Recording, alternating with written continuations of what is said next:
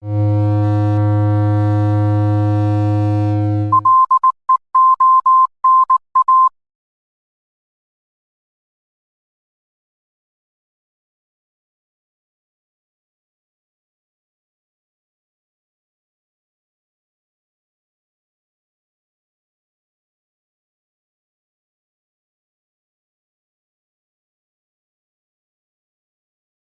won't be able to present so much sound and video, but I'll try. So, good evening, I'm Luciana Haill. I've been doing EEG monitoring for over 24 years in my artistic practice, and I'm going to give you a kind of speedy view as to how I got into neuroscience and art, and why my work relates to tonight's theme of art within a space. Just not used to navigating two computers at once. Okay, you've heard all these things. There's some contact details for this, so I'll whisk through a few things. I've been invited to be in Wired a few times. I've exhibited internationally. But what I want to talk to you about tonight is my work, particularly with the Dreamachine on two computers. Right. Why I became fascinated with the brain is because I had viral meningitis when I was just 13, and luckily I made a total recovery. But in that time, I experienced my first altered state of consciousness, which was just fainting, but it was profound. I had an epiphany, and I wanted to know how to revisit this kind of space where the organ of the brain, which apparently doesn't feel pain, it has no pain-sensing fibers. I had such a strong sense of pain with an inflamed meninges. So this is where my interest in the arts began. And then I went on from fine art training to study interactive arts with this man. It's all his fault. He changed my life, Mr. Rohascott, Professor Rohascott. And over the years, I've met with him again, and I've seen. He saw me on my way from fine art into electronic art, where we were led by other mentors like Martin Ware in the Future of Sound in 2007. And I toured with Modified Toy Orchestra, Troika and Scanner, and also met Brion. So Rohascott, you know, a true astronaut of the inner space, as well as a great fine artist, cybernetician, technoetic theoretician. And he originally taught at Ipswich College of Art to Brion Eno. Then when I was in his realm in Newport in Wales, and then now, as well as China, Kaya in Plymouth.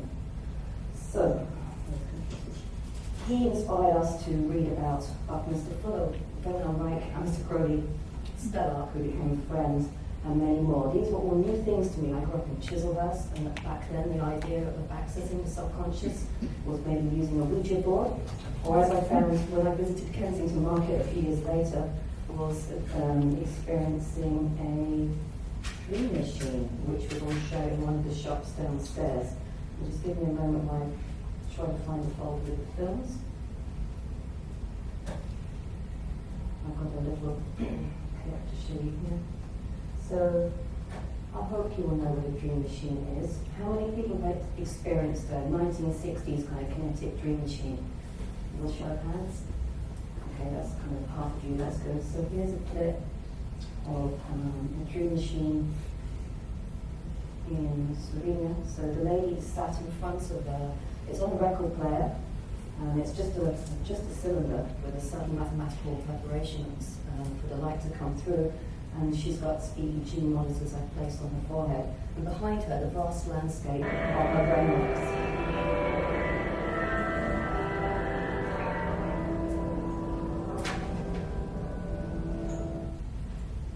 Very short clip here. So, back to full screen. This is very good music. I had it all in Keynote, but now it's in 3 applications. She's really like being on drugs. So, as a contemporary surrealist, my work researches the pioneering neuroscientists and cyberneticians. So, Dr. Hans Berger, I'm about to run through really quickly Greywater, discovery of EEG, working with brainwaves and epilepsy research. And then I've been reading all sorts of books at the moment, and I've been reading about Anna Shackleton's explorations, and I wanted to bring him in. And last week I met Dr. Keith Hearn, who actually proved lucid dreaming in a sleep lab, which is why I crossed out Dr. Stephen LaBerge's name, because Keith Hearn got there first. He just couldn't brag about it like an American person. And I'm delighted I finally met him. So can't really go into too much detail about these now. So when I was reading about Ernest Shackleton, okay, so his ship Endurance got trapped in ice in the early 1900s, and he took like a few men, left most of them on Elephant Island, and they pushed to the edge of their consciousness. You know, they're like no food, nothing. The temperature was terrible.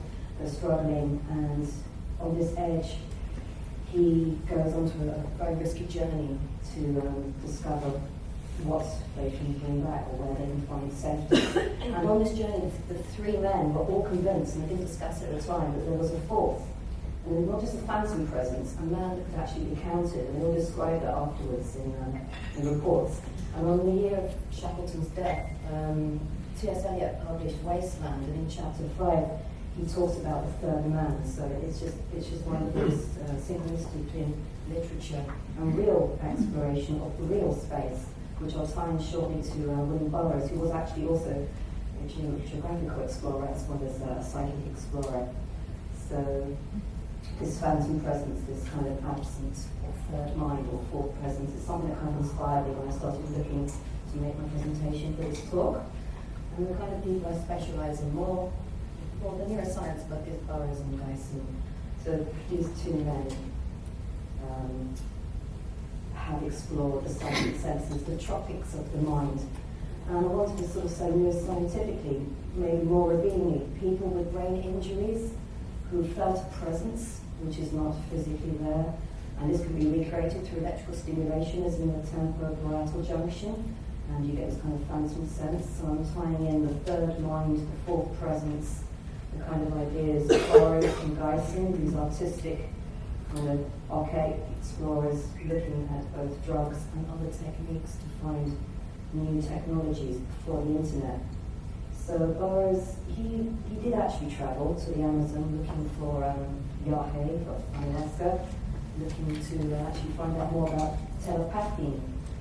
So it's within the ayahuasca, the Amazonian supplemental decoction. And he was very interested in, so very much with the inner states, for clairvoyance, precognition, telepathy, out-of-body travel, psychic diagnosis, psychic healing, spirit communication. Really, he was obviously interested as well in mind control. And he says famously, take anyone apart and rebuild to your taste. So when he's exploring these drugs, he's also writing the early stages of Naked Lunch in 1953, where he's seeing these evolvable beings, these kind of astral beings. And he actually recorded a lot of his drug tales much like a ship's log. So I'm really interested in Brion Gysin, the English-born but Canadian shaman, artist, and Burroughs, the writer. These two men together, they shared a symbiont mind, a superior mind. And when you put two minds together, there's always a third, a superior mind. So this is a famous quote from Gysin. It was something probably everyone has experienced as a child. You're cycling or you're standing in a swimming pool and the dazzling light coming through trees or through dappled swimming pool with bright light. You kind of get tranced out for a little bit. And that's when you find out if you've got photosensitive epilepsy, because if you slip over at that moment, that's what it is. But otherwise, it could be an amazing portal to a transcendental experience, much like an altered state of consciousness, but without drugs, which is more easy to reproduce with the general public when you're working as an artist. So here they are. This is the first art object declared to be seen with your eyes closed.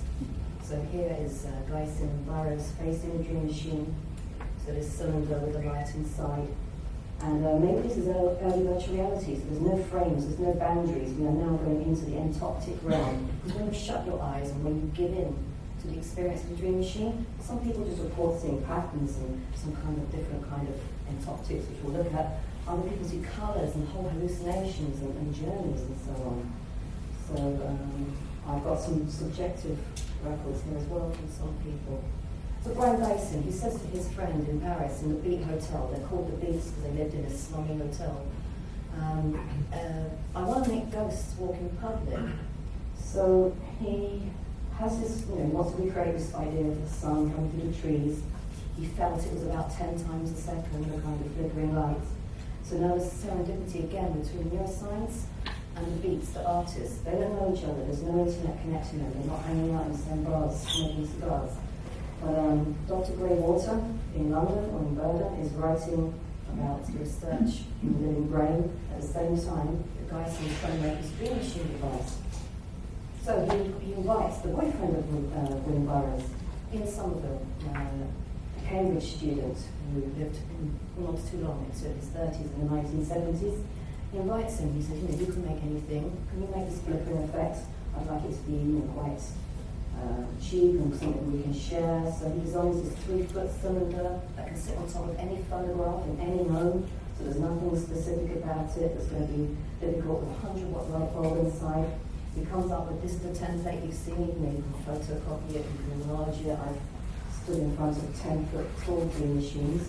And the idea is these 5 discrete shapes, when they turn at either 78, 45 or 33, depending on the template, RPM, they elicit an alpha wave, so that's between 8 and 12 flickers across your closed eyelids a second, and that takes you close to sleep. And close to sleep is a hypnagogic or hypnopompic state where ideas come to you rather than you kind of command the state, and that's what the Surrealists and so on have always been interested in. Anyone who really wants the maths is it? Maths is welcome to capture this. So we've got different templates for different speeds. But at the end of the day, they're all to elicit the same effect. So Brion Gysin collaborates with Ian Somerville in the 60s.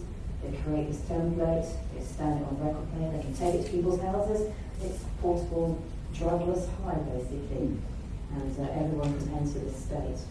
So Burroughs, of course, is collaborating on the creative side with psychic symbiosis and so on.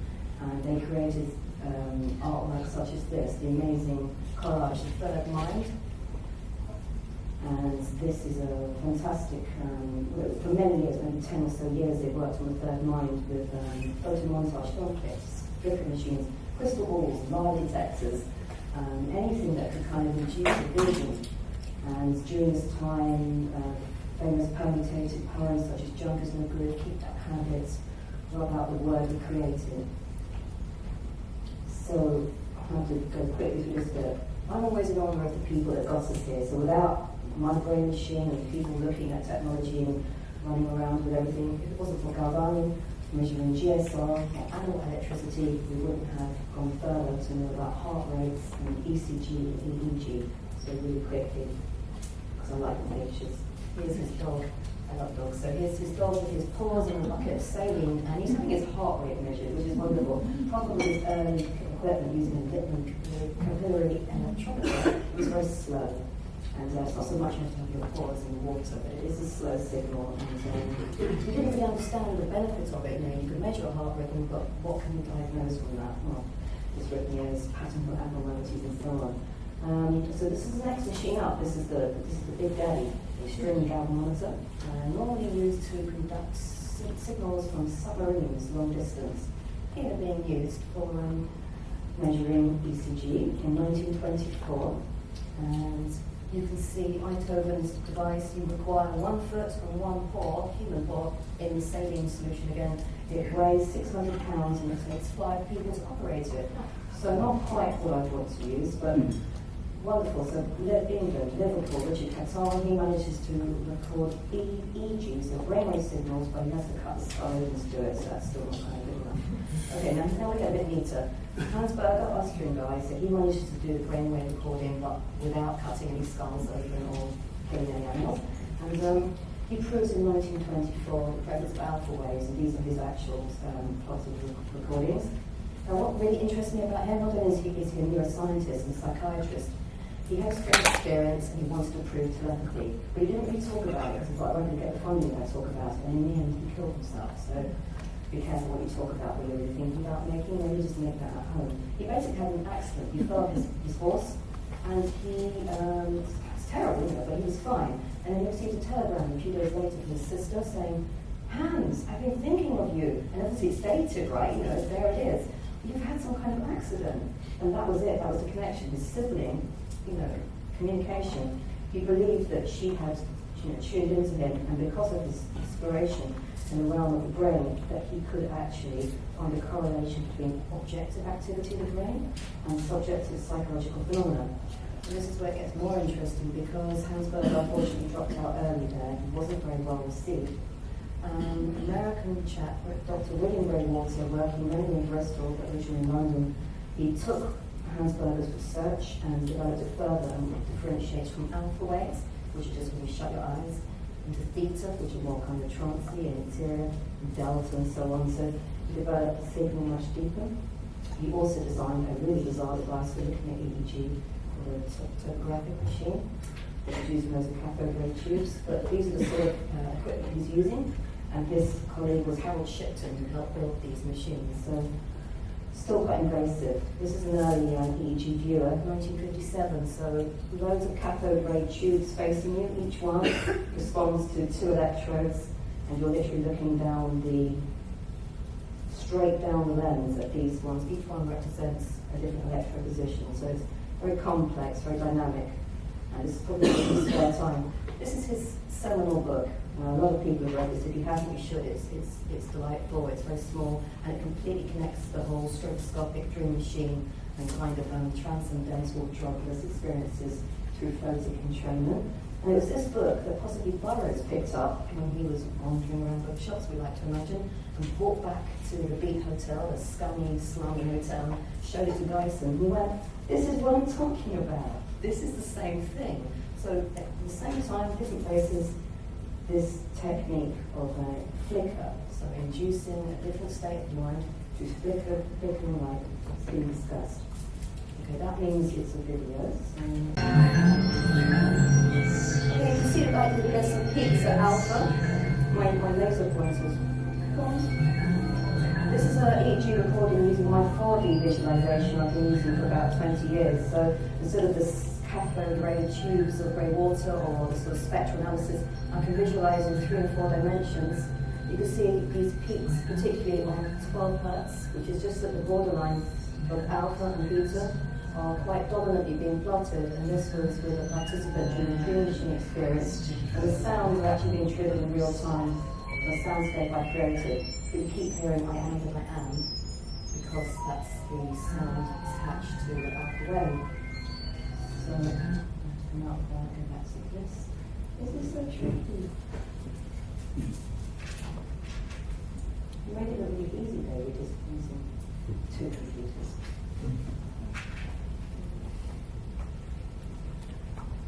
Where is it?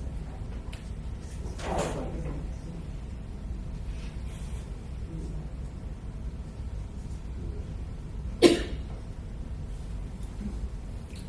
No?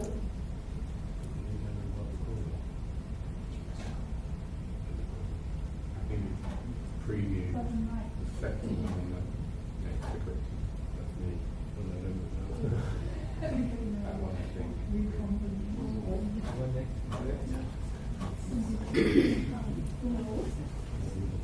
I don't know where am I like this.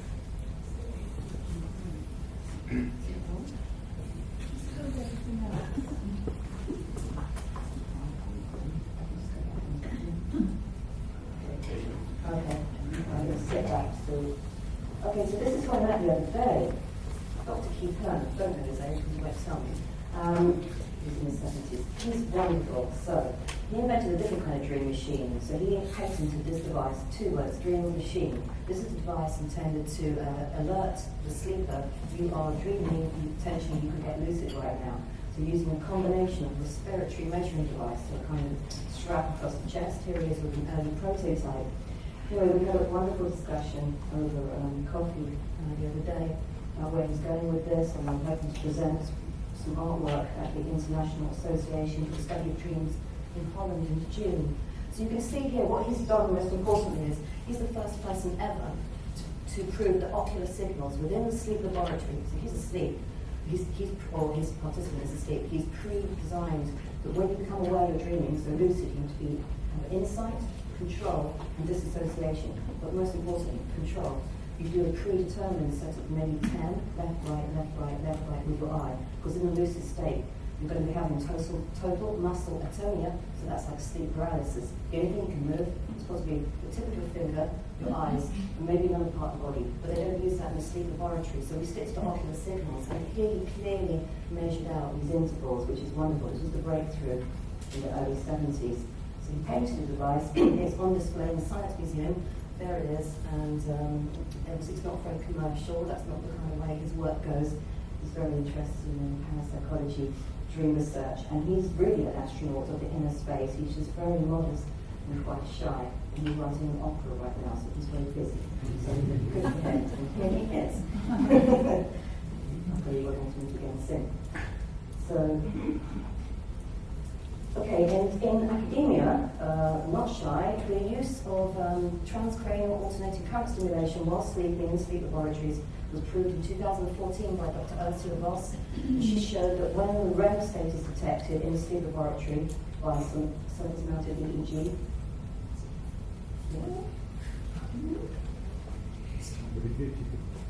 I'm going to pass the paper because people can look up papers. Let me show you something else.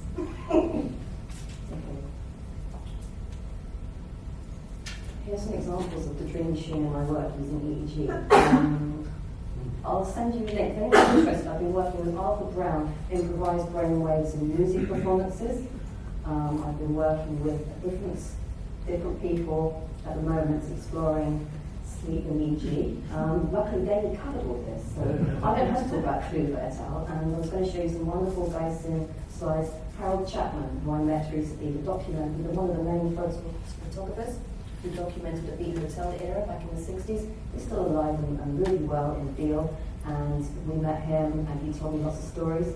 And he's shared me loads of messages afterwards about improved eyesight and different memories coming back to him after he did experience a dream machine. That's one of his most famous photographs of Brion Gysin. And this is the Latrice dream machine. I was going to show you some artists that use EEG as well. I was going to show you this, but I can't talk about this now. So artists that also use the void and the inner space as being our object, and some sleep recordings of EEG. Some famous people that use the dream machine for inspiration or creative reasons. Other ways we can all access the hypnagogic state. So dream machines, or sleeping, or sitting in a chair, and you use a key in each hand and so on. I think I can just get to the end. And I was going to help you bit at the end, so I'll still do that.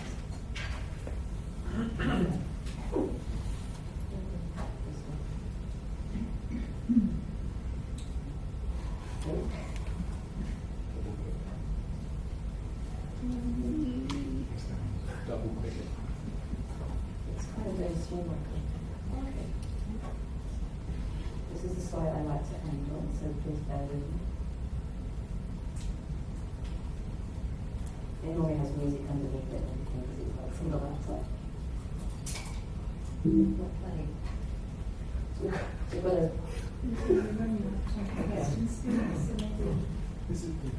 Are there any questions? Thank you very much, Luciana. Are there any questions for Luciana?